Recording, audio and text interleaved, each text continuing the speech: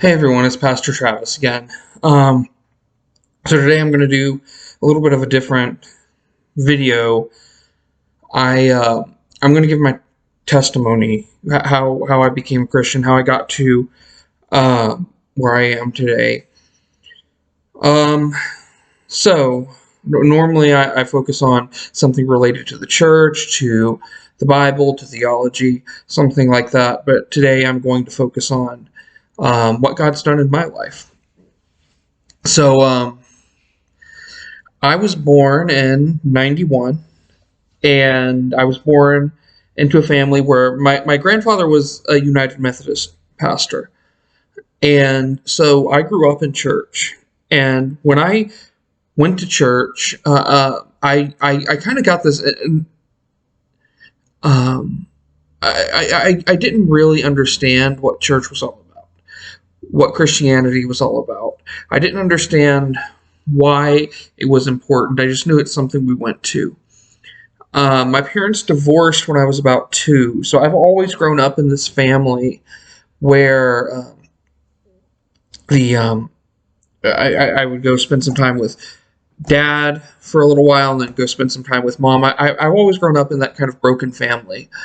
Um, I mean, around the time I was 2 is when they divorced, so I don't have any memory of them being together.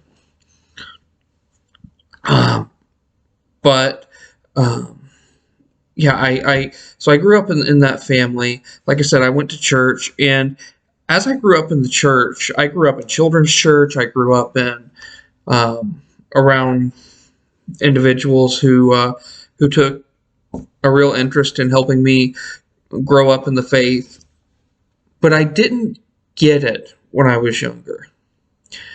So I had this impression from a young age that good people went to heaven, bad people went downstairs, and the good people are the people who go to church, and the bad people are the people who don't. So I want to be in church to show God that I'm a good person. That's the kind of idea that I got. I didn't get this whole concept of there really isn't such a thing as a good person. There really isn't such a thing as someone who is good enough to merit heaven. I didn't really get that as a young child. I didn't really understand it, and so that's just the impression I got. Uh, and it wasn't necessarily that my grandfather or anyone else in the church was teaching that. It's just kind of, I don't know where the idea came from. It just kind of became what I came to believe. Um, Fast forward a few years. Um, so my mom was in the Army Reserve when 9/11 happened. And because of 9/11, my mom, we lived in Indiana. We live in Indiana currently as well, but we lived in Indiana at the time. And when 9/11 happened, my mom was stationed at Fort Benning, Georgia, which if you know much about where Fort Benning is, it's right there basically on the Georgia-Alabama line. And so my mom lived in an apartment across the state line in the state of Alabama. So she lived in Phoenix City, Alabama, um, but was at Fort Benning. Uh, so my so the plan was for me to stay with my grandparents until mom got back from Fort Benning, but that didn't happen. So I was finishing out a school year at the local middle school when my dad was arrested, and he ultimately pled guilty to a murder charge. And I remember I was there when he was arrested. Um, I saw what happened. I didn't understand it at first. I didn't know what was going on, but I saw what happened. And so my dad was arrested.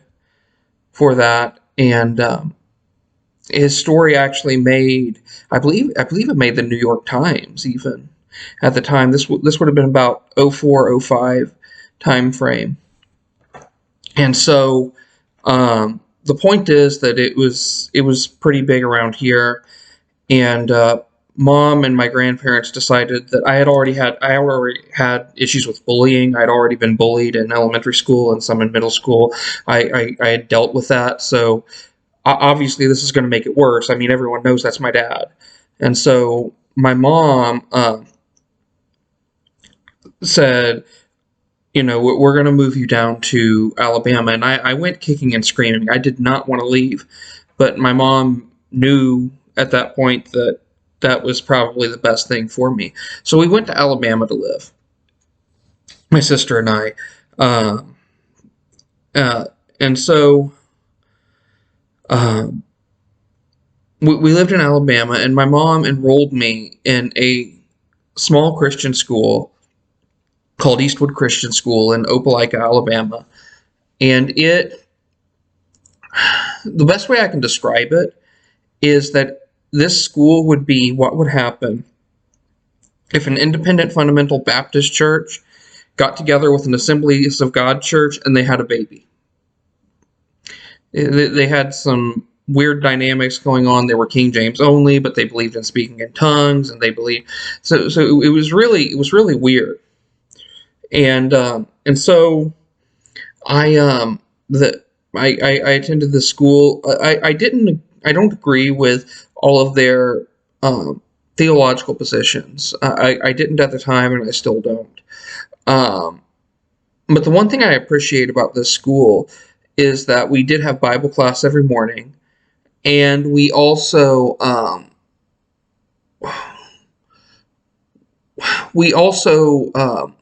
were encouraged to live out our faith. It wasn't just a head knowledge that we were given. It wasn't just here's some doctrine. Um, now just memorize this. It was very much about putting it into practice.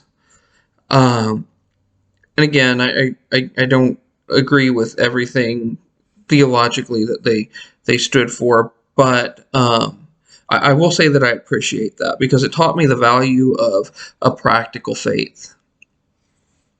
Um, so I attended there from, I believe, seventh grade all the way through my senior year of high school. I actually got to skip one grade because I was ahead of the curve, as far as school went. So I fast forward to graduation day. I'm about 17 years old, or I was 17 years old. I forget if it was May or June of '09, but I graduated in '09. I was supposed to graduate in 2010. And about this time, I felt a call on my life to go into ministry. And one thing I've neglected so far is that when I moved to Alabama, my mom and I started attending a small Baptist church. And at this Baptist church, I came to Christ because of the preaching of this pastor at this Baptist church. And I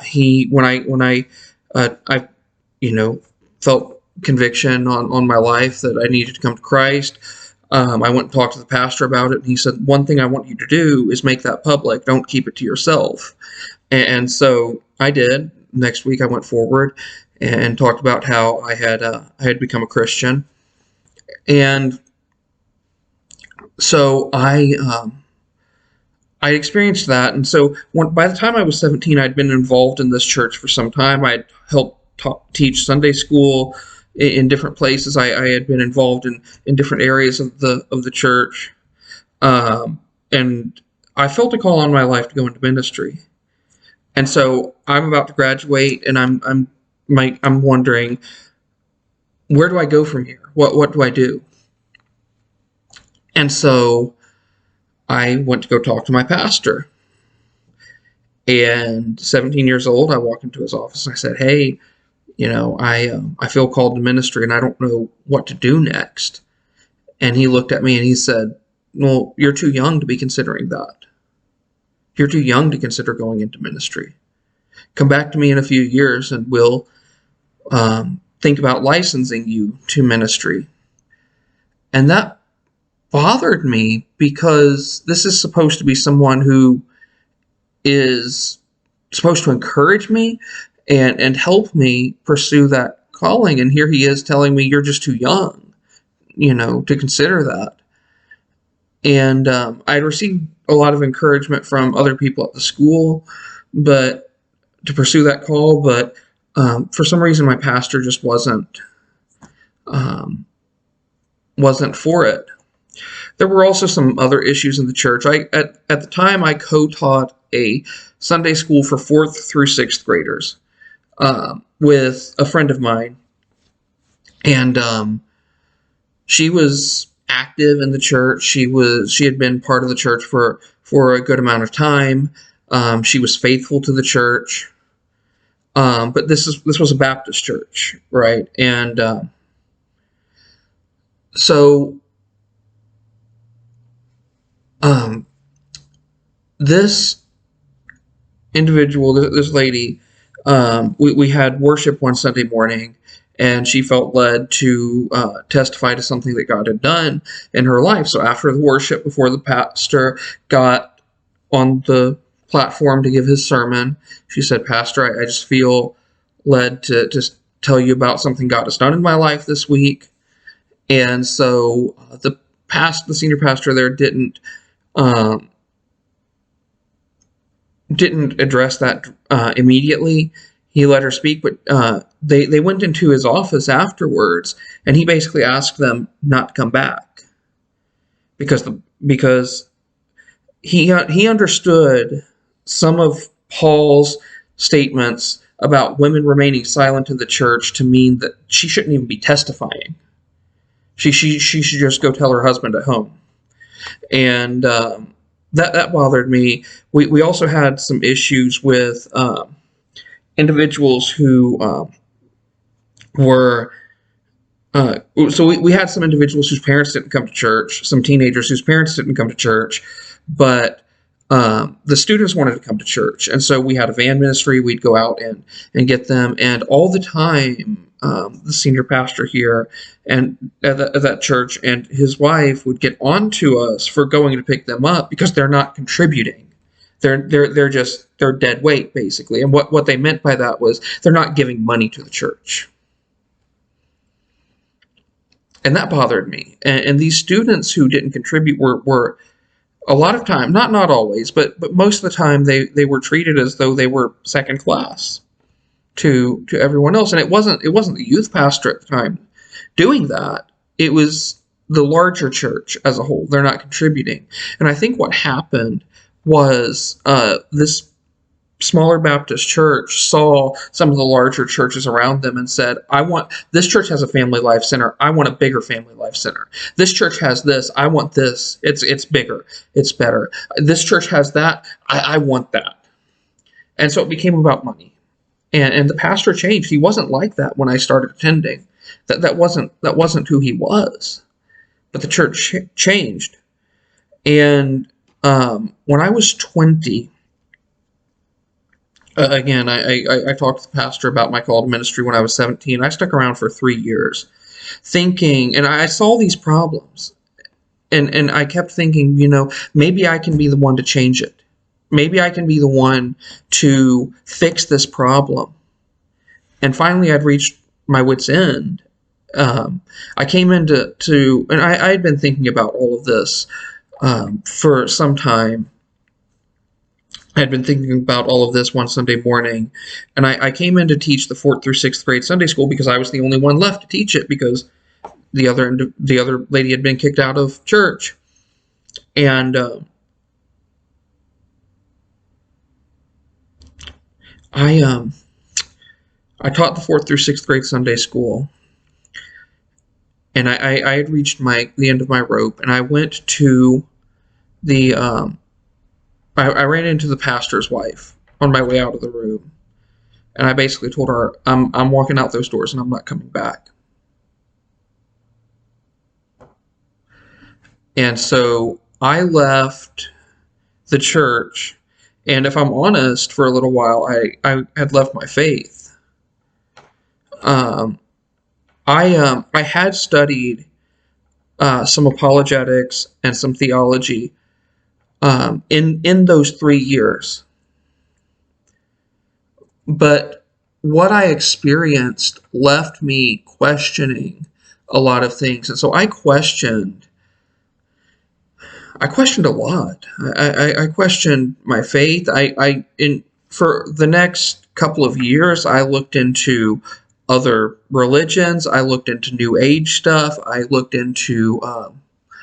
I got involved in some occult practices, thinking surely there's. I became an atheist for a little while until I realized that wasn't logically tenable. That wasn't logically sustainable. Um, and so I went through this cycle where I was looking at different faiths, and um, eventually, to make a long story short, I did come back. And one of the reasons why I came back, not the only reason by any stretch of the imagination, there were there was a chain of events that ultimately led to me coming back. But one of the reasons why I came back to the faith is because I saw these other religions. And remember, I had studied some apologetics and some theology, and I looked at what these other faiths taught, Buddhism.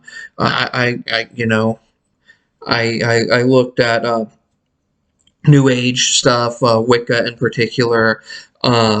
I looked at all of these other things, and I thought, well, these aren't logically sustainable.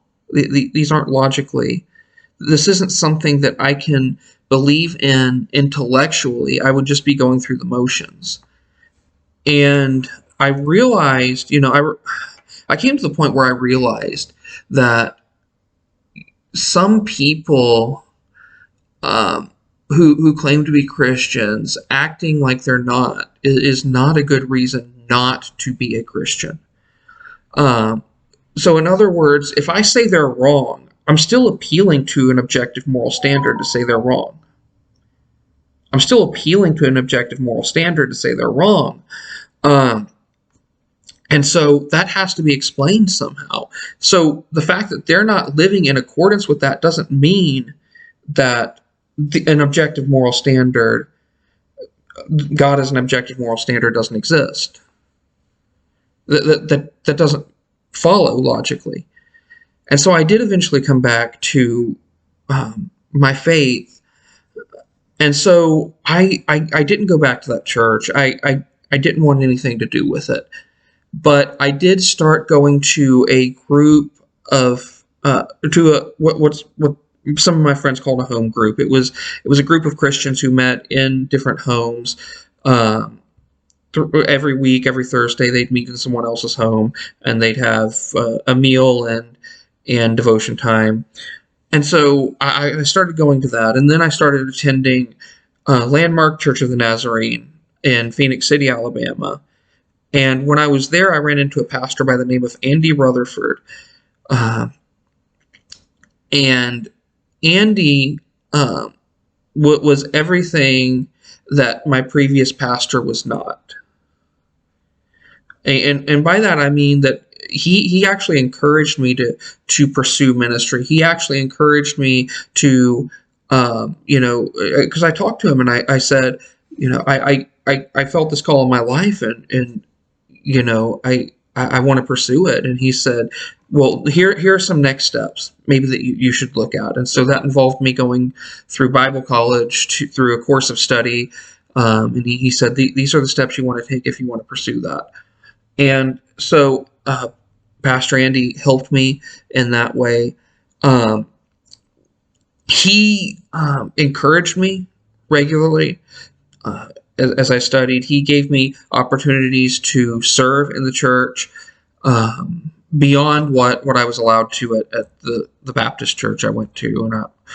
And I was only really allowed to be a Sunday school teacher there. But Pastor Andy actually allowed me to step out and do different things in the church. And so I did eventually move back to Indiana. I started Bible college in 2015. It took me 5 years to get a 4-year degree. I make that joke regularly because it's true. It took me 5 years with transfer credits to get a 4-year degree. Um, and so eventually in 2017, March of 2017, I moved back to Indiana. One of the things that encouraged me was I had a brother who was about to turn 18, and I hadn't seen him very much in the last few years, and I really wanted to be part of his life. And so I decided to move back to Indiana. And so in 2020, in the middle of the pandemic, I received my first local minister's license.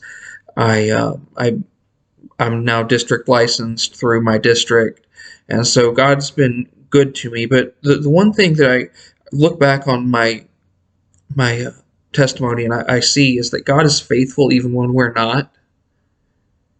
Um, God is faithful. And that's the one lesson I've learned from personal experience is that our faithfulness kind of comes and goes. We don't do as well as we should, but God's faithfulness isn't like that.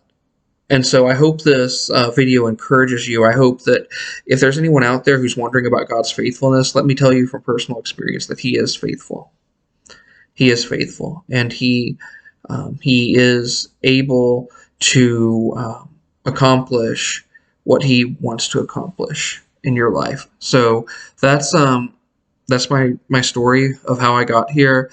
Um, I just wanted to share that and hope that it helps someone. So I'll see y'all in the next video.